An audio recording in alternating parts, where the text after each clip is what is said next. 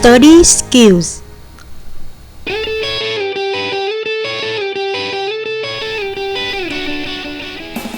Coffee is better than tea. That's an opinion. It's not an argument in academic terms, although you might want to argue with the opinion.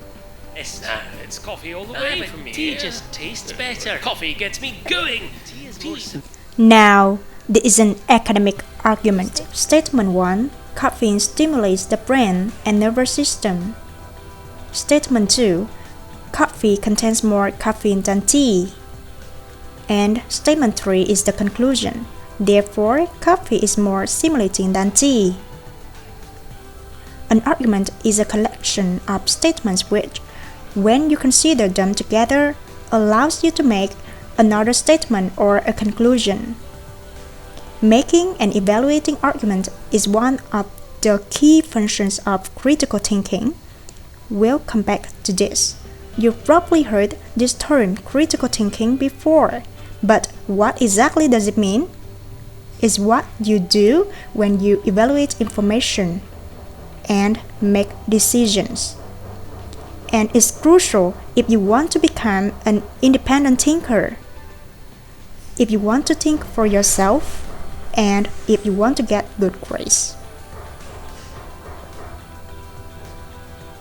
You can defend your opinions and evaluate theories, finding their weaknesses and strengths. So, it sounds like a good thing, doesn't it? But how do you do it? Back to our argument.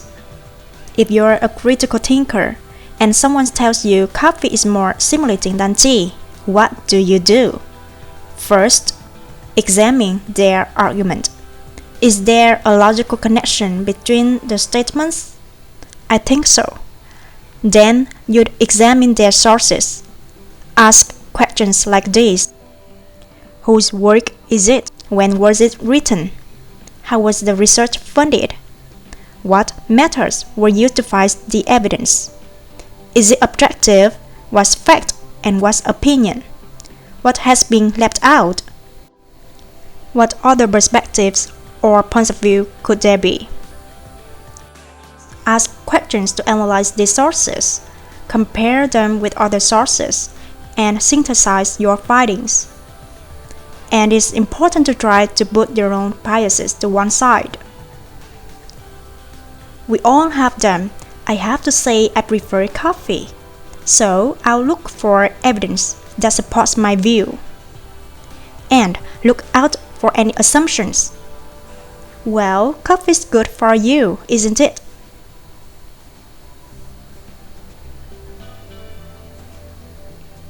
And critical thinking can be applied to more than just reading.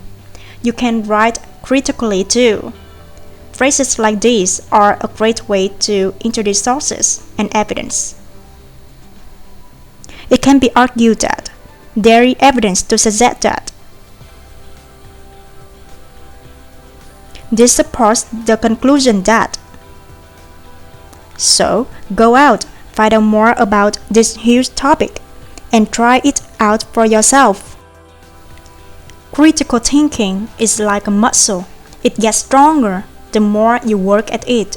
Of course, you'll need a fully alert and stimulated mind in order to get down to work, which leaves one question. Which is better? Coffee or tea?